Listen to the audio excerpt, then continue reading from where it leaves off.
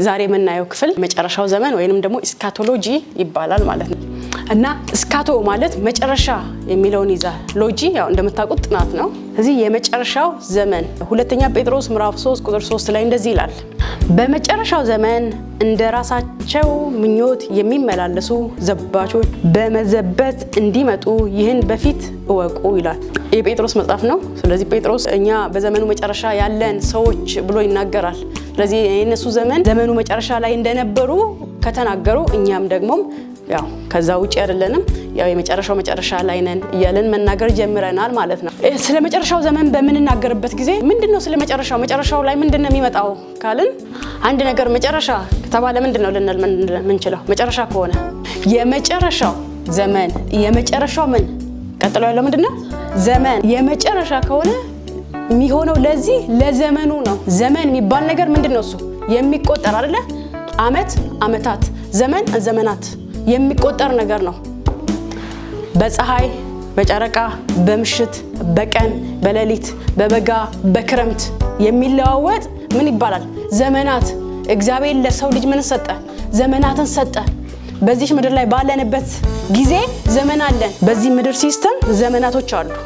አሁን እኛ የምንኖረው በዘመን ቁጥጥር ስር ነው።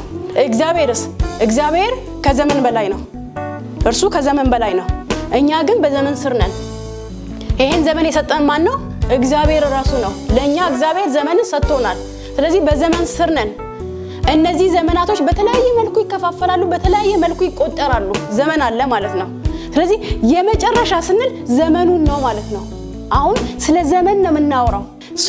ስለ ዘመኑ እያወራን እያለ በዘመኑ ውስጥ ደግሞ ምንድነው የሚካሄደው የሚለው ውስጡ እናያለን።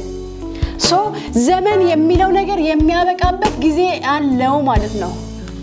ዘላለም አያበቃም፣ እንደ ስሙ ዘላለም ነው። ዘመን ግን ያበቃል። ዘመን ዘላለም አይደለም። ዘመን የጀመረበት ጊዜ አለ። አዎ እግዚአብሔር ከሰው ጋር በተገናኘ ዘመንን ሰጥቷል። ስለዚህ አሁንም ከሰው ጋር በተገናኘ ደግሞ ዘመን እንዲያበቃ ያደርጋል ማለት ነው። እና ለዚህ ላለንበት ሲዝኖች የሚያበቃበት ጊዜ ይመጣል። መጨረሻው ምን ይመስላል ነው አሁን ምናየው። ምንድነው እሱ? የመጨረሻው ዘመን መደምደሚያው፣ ማለቂያው፣ ለዚህ ለዘመኑ ማብቂያው መልኩ ምን ይመስላል? እንዴት ነው? በምን አይነት ሁኔታ ነው? እና የሰውስ ዴስቲኒ የሰውስ እጣ ፈንታ ምንድነው በዛ ጊዜ የሚለው ነው የምንመለከተው ማለት ነው። ይሄ መጨረሻ ስንል አስቡት እንግዲህ ሐዋርያው ጴጥሮስ የመጨረሻው ዘመን ላይ እንዳሉ አስበው ነው እነሱ የሚንቀሳቀሱት የነበረው እና ሐዋርያው ጴጥሮስ ከዛ በኋላ ወደ 2000 ዓመታቶች ተቆጥረዋል አይደለ? ግን አርቀው ተመልክተው ስለ ዘመኑ መጨረሻ ጽፏል። ሐዋርያው ዮሐንስ ስለ ዘመኑ መጨረሻ ተናግሯል፣ ጽፏል፣ በደንብ አይቷል። ጳውሎስ ተናግሯል፣ ጽፏል። ነበሩበት አይደለም? 2000 ዘመን ስቲል ተቆጥሯል። በምን አወቁ ስንል ዘመኑን የመረዳት ጸጋ ጥበቡ ነበራቸው።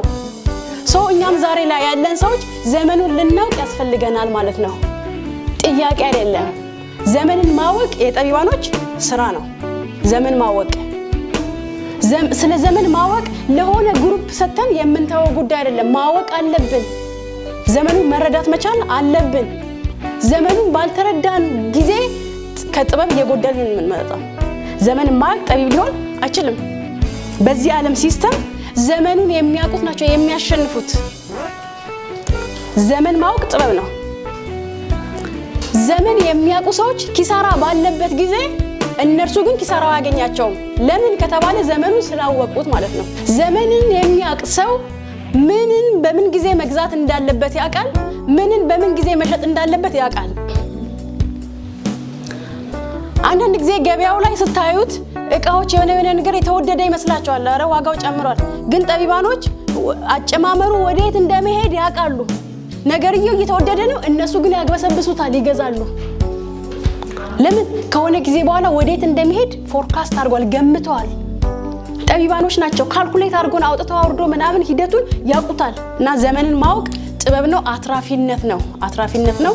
ጥበብ ነው። እንደ መጽሐፍ ቅዱስ ደግሞ እኛ ህይወታችን ሁሉ ከእግዚአብሔር ቃል ጋር ስለተገናኘ ያንን ልናውቅ ልንመረምር ይገባናል። ማቴዎስ ምዕራፍ 24 ቁጥር 3 እርሱም በደብረ ዘይት ተቀምጦ ሳለ ደቀ መዛሙርቱ ለብቻቸው ወደ እርሱ ቀርበው ንገረን፣ ይህ መቼ ይሆናል? የመምጣትና የዓለም መጨረሻ ምልክቶች አሉት ምንድነው አሉት። ኢየሱስ መልሶ እንዲህ አላቸው፣ ማንም እንዳያስታችሁ ተጠንቀቁ። ብዙዎች እኔ ክርስቶስ ነኝ እያሉ በስሜ ይመጣሉና ብዙዎችንም ያስታሉ። የሚስቱት እነማን ናቸው? ጠቢባን ያልሆኑ ዘመኑን ያላወቁት ይስታሉ። እናንተ እንዳስቱ ምን አድርጉ? ተጠንቀቁ። ስለዚህ ተመሳስሎ በሚመጣው ነገር እንዳትታለሉ። የሚመሳሰል ነገር አለ፣ ምን አድርግ? እውነቱን ወቀው። በስሜ ክርስቶስ ነኝ ብሎ ነው የሚመጣው። መቼ? በዘመኑ መጨረሻ ላይ። ይሄ ማቴዎስ 24 ላይ ያለው ለአይሁዶች የተነገረ ነው። ሞር አሁን ክርስቶስን አላወቁትም። እነሱ ምን ብለው ይጠብቃሉ? ክርስቶስ ይመጣል ብለው ነው የሚጠብቁት አይደለ? ክርስቶስ ይመጣል። እኛስ ክርስቶስ መጥቷል፣ አግኝተነዋል፣ ተገናኝተናል። ለእነርሱ ደግሞ ክርስቶስ አልመጣም፣ እስቲል ተሸፍኖባቸዋል። ምን ብለው ይጠብቃሉ? ይመጣል ብለው ነው የሚጠብቁት። እና በስሙ ተመሳስለው ክርስቶስ ነኝ ብሎ ይመጣላቸዋል ለእነርሱ። እኛ ጋር ቢመጣ ክርስቶስ ነኝ ቢል ነው ክርስቶስማ ለእኛ መጥቶልናል፣ አግኝተነዋል።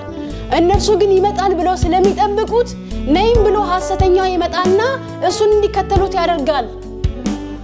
ግን ተጠንቀቁ እንዳስቱ ይላቸዋል። እዛ ምልክቶቹ እነዚህ ስታዩ እንደዚህ አይነት እርምጃ ውሰዱ ይላቸዋል። ምልክቶቹን አስቀመጠላቸው። እነዚህ ምልክቶች በምታዩበት ጊዜ እንደውም መጠንቀቅ ነው ያለባችሁ፣ የምትወስዱት እርምጃ ይሄን መምሰል አለበት ብሎ ያስቀምጥላቸዋል። ዘመኑ መጨረሻ ምልክት አለው። አዎ ምልክት አለው። ሉቃስ 2:26 ላይ እነሆም በኢየሩሳሌም ስምዖን የሚባል ሰው ነበር። ይህም ሰው የእስራኤልን መጽናናት ምን ያደርግ ነበር? ይጠባበቅ ነበር። ልክ እኛ አሁን ኢየሱስ ክርስቶስን እንደምንጠባበቀው ባይዘው ተመሳሳይ ነው። እኛ ኢየሱስ ክርስቶስ በክብር የሚመጣበትን ዘመን እንጠብቃለን፣ እየጠበቅን ነው።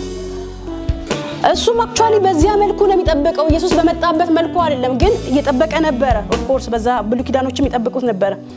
ጻድቅና ትጉህም ነበር፣ መንፈስ ቅዱስም በእርሱ ላይ ነበረ ይላል። 26 ላይ ሲናገር በጌታም የተቀባውን ሳያይ ሞትን እንዳያይ በመንፈስ ቅዱስ ተረድቶ ነበረ ይላል።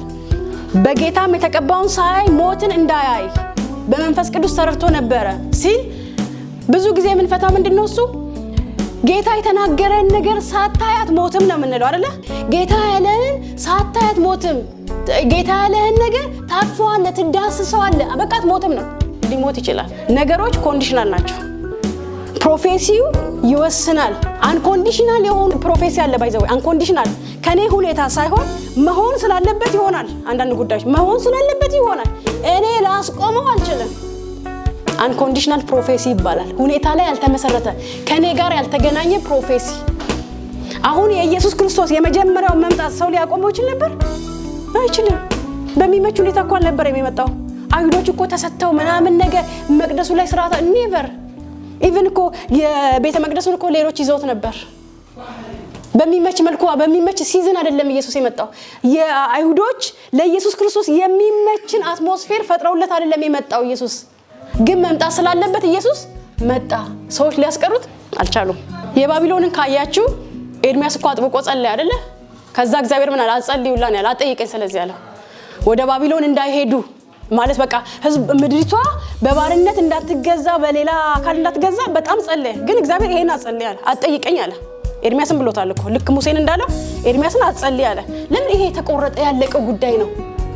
ህዝቡ ለ490 ዓመት ለምድሪቷ እረፍትን ስላልሰጠ እነሱ ደግሞ 70 ዓመት ካልኩሌት አድርጌ በዚያ በባቢሎን ሀገር ባሪያ ያደርጋቸዋል። ይሄ የማይቀር ጉዳይ ነው። እንደውም አለ እግዚአብሔር ከሚያምፁ በሰላም እጃቸውን ከሰጡ አይሞቱ፣ ምንም አይደርስባቸውም።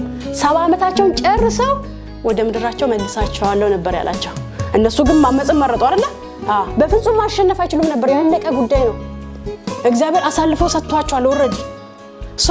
ይሄኛው ይሄ ማይመለስ ማይቀለበስ ጉዳዮች አሉ። ባይዘው ከኢቭን ከኛ ጋር ፐርሰናል የሆነ ጉዳይ ኮንዲሽናል ነው። አይ እግዚአብሔር አንዴ ብሎኛልና ኔቨር። ሁኔታው ይለያያል። ትክክል ነው። የእግዚአብሔር ቃል አይለወጥም፣ ቃሉ አይለወጥም። ከኔ ጋር በተገናኘ በመናም ከናንተ ጋር በተገናኘ ግን ኮንዲሽናል ነው። አንተ ራስን በዛ ባመቻቸው ጉዳይ ሊሆን ይችላል። እዚህኛው ጋር ስንመጣ ሉቃስ ምዕራፍ 2 ቁጥር 26 ላይ ያለው በጌታም የተቀባው ሰው እኛ ፕሪች በመናረግበት መልኩ አይደለም፣ እኛ ቸርች ላይ በመንሰብክበት መልኩ አይደለም የተቀመጠው። በጌታ የተቀባውን ሳያይ ሞትን እንዳያይ በመንፈስ ቅዱስ ተረድቶ ነበር ሲል ምንድነው? እሱ ሲዝኑ ነው። ዘመኑ ነበረ። ይሄ ዘመን ኢየሱስ ክርስቶስ በሚወለድበት በስጋ የሚወለድበት ዘመን ነበረ። ገብቶታል፣ በቃ ተረድቷል። ኢየሱስ ክርስቶስ በዚህ ዘመን ነው የሚመጣው። እኛውን እንላለና ዘመኑ ኢየሱስ ክርስቶስ በቅርብ የሚመጣ ይመስላችሁ ስንል ግን እየተሳሳትን አይደለም፣ እየዋሸን አይደለም። በቃ በጣም ይመስላል።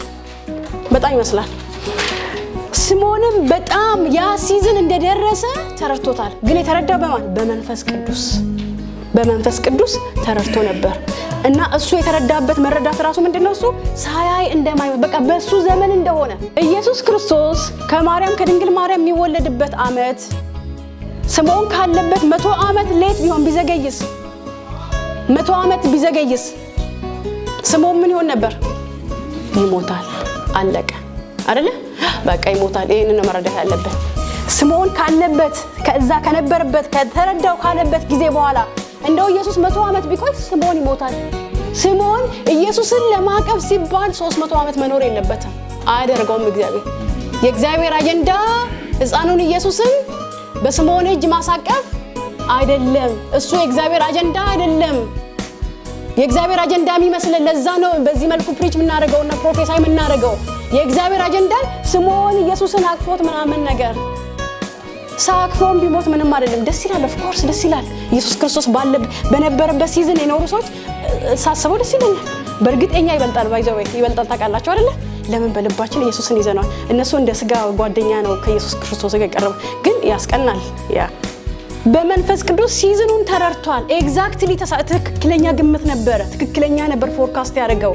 ዘመኑን ተረድቶታል ነው ስምዖን ዘመኑን ተረድቶታል የሚለውን ነገር እናገኛለን። ለምን ቁጥር 27 ላይ በመንፈስም ወደ መቅደስ መጣ። ማን? ሽማግሌው ስምዖን። አሁን ሊድ ያደረገው ማን ነው? መንፈስ ቅዱስ። ምናልባት ያን ቀን ባይመጣ ላያገኘው ይችላል። ዘመንን ማወቅ ከመንፈስ ቅዱስ ጋር ፌሎሺፕ ይፈልጋል፣ ህብረት ይፈልጋል፣ መመራት ይፈልጋል፣ መታዘዝ ይፈልጋል። ማርያም በራሷ ነው ከዮሴፍ ጋር ሆና ወደ መቅደሱ የመጣችው። ዮሴፍ ግን በመንፈስ ተረዳ። ያ ሕፃን ዛሬ ይመጣል ወደ መቅደሱ አለ። በመንፈስ ተመርቶ ወደ መቅደስ ወጣ። ወላጆቹም እንደ ሕጉ ልማድ ያደርጉለት ዘንድ ሕፃኑን ኢየሱስን ባስገቡት ጊዜ ይላል። ሰው ሁለቱ ተገናኙ ማለት ነው። ኢየሱስ ክርስቶስና ስምዖን ተገናኙ እና ኮንሴፕቱን እዛ ጋር እናያለን። ኦኬ፣ በመንፈስ ቅዱስ ተረድቶ የሚለውን ፎከስ እናደርግበታለን። ዘመንን ማወቅ ከመንፈስ ቅዱስ ጋር ህብረትን ይፈልጋል የሚለውን ሐሳብ ነው እዚህ ጋር እናገኘው። ሉቃስ 12 ላይ ከ56-57 ደግሞም ህዝቡን እንዲህ አለ፣ ደመና ከምዕራብ ሲወጣ ባያችሁ ጊዜ ወዲያው ዝናብ ይመጣል ትላላችሁ፣ እንዲህም ይሆናል። በአዜብም ንፋስ ሲነፍስ ትኩሳት ይሆናል ትላላችሁ፣ ይሆንማል። እናንተ ግብዞች ይላል፣ የምድሩንና የሰማዩን ፊት ልትመረምሩ ታውቃላችሁ፣ ነገር ግን ይህን ዘመን የማትመረምሩት እንዴት ነው አላቸው።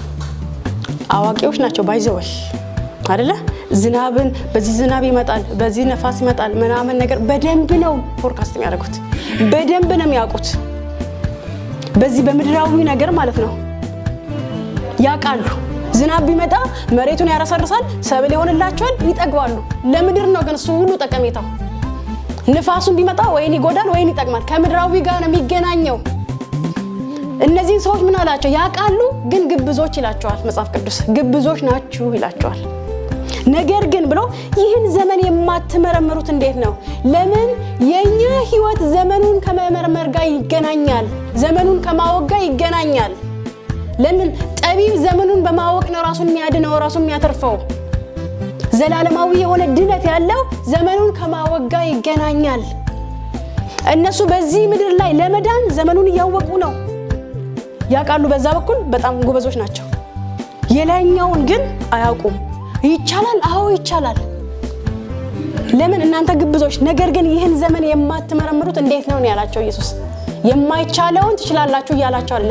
ትችሉ ነበር አይደለም የሚላቸው፣ የሚችሉትን ጉዳይ ግን ችላ ያሉትን ነገር 16:3 ላይ ከዚሁ ጋር ይገናኛል። ያው በማቴዎስና ማቴዎስ 16:3 ላይ ማለዳም ሰማዩ ደምኖ ቀልቷልና ዛሬ ይዘንባል ትላላችሁ፣ የሰማዩን ፊትማ መለየት ታውቃላችሁ፣ የዘመኑስ ምልክት መለየት አትችሉምን? ክፉና መንዘራ ትውልድ ምልክት ይሻል፣ ከነብዩም ከዮናስ ምልክት በቀር ምልክት አይሰጠውም። ይሄኛው ምንድነው? እሱ ስለ ኢየሱስ ክርስቶስ ሞት 3 ቀን በመቃብር ስለመቆየቱ ነው። እነሱ የመጣውን ኢየሱስ ክርስቶስን አላገኙትም። ባይዘው ተጽፎላቸዋል። ኤግዛክትሊ ኢየሱስ ክርስቶስ የተወለደበት ጊዜ የመጣበት ጊዜ በነብዩ ዳንኤል መጽሐፍ ላይ በተቀመጠው ኤግዛክት ታይም ነው የመጣው ኢየሱስ ክርስቶስ። ይመጣል። አዎ ኢየሱስ ወሬ ማለት ነው፣ ባዶ ወሬ። ኢየሱስ ይመጣል አለ ወሬው። ጊዜው ግን መቼ ነው የሚለውን የሚያተርፈው ታውቃላችሁ?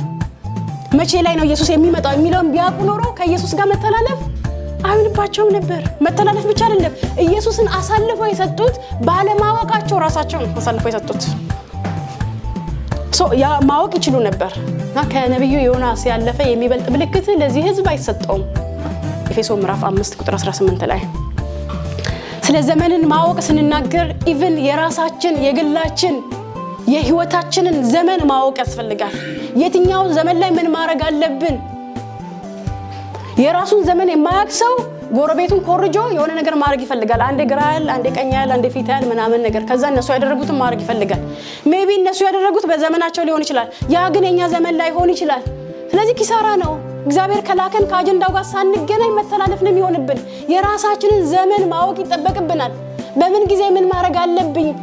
ለዛ ነው ኢቭን እንደ ቤተክርስቲያን እንደ ያላችሁበት ቤተክርስቲያን ላይ አመታዊ አዋጅ የምንቀበለው። ለምን? በዚህ ዘመን ላይ እግዚአብሔር ከዚህ አገልግሎት ጋር ለተገናኙት ሁሉ ይሄንን ብሏል። ቃል ይሰጠናል እግዚአብሔር ዘመኑን እንድንዋጅ። አጀንዳው አላማው እሱ ነው። በዚህ ዘመን ላይ እኔ በዚህ መልኩ ከናንተ ጋር እገኛለሁ፣ በዚህ መልኩ እናንተም ይሄን ታረጋላችሁ፣ ይሳካላችሁ ማለት ነው። ፍሬያማ ትሆናላችሁ ነው። በዚህ መንገድ ስትሄዱ በዚያ ምን ላይ አትከስሩ። ለምን? እኔ ይሄንን ላረግ ከናንተ ጋር አለሁ። አጀንዳው ይሄ ነው። ኤፌሶን ምዕራፍ 5:18 ላይ እነማን ናቸው ዘመንን የሚዋጁት ብለናል? ጠቢባኖች አይደለ? ዘመን ለመዋጀት ምን ያስፈልጋል? በአንደኝነት ጥበብ። እንግዲህ እንደ ጥበበኞች እንጂ ጥበብ እንደሌላቸው ሳይሆን እንዴት እንድትመላለሱ በጥንቃቄ ተጠበቁ ይላል። ሲጀምር ሐሳቡ ስለ ዘመን መዋጀት ሲናገር እንግዲህ እንደ ጥበበኞች እንጂ ጥበብ እንደሌላቸው ሳይሆን እንዴት እንድትመላለሱ በጥንቃቄ ተጠበቁ ይልና ቀኖቹ ክፉዎች ናቸው ይልና ስለ ዘመኑ መዋጀት ይናገራል። እንደ ጥበበኞች እንጂ ጥበብ እንደሌላቸው አትመላለሱ። ስለ ጥበብ ነው የሚያወራው። ከዛ ይሄ ጥበብ ስለምንድን ነው ካልን ዘመንን ስለመዋጀት ማለት ሁልጊዜ ጥበብ ካልን በነገራችን ላይ ጥበብ የሚለው ነገር ስለ ወደፊት ነው።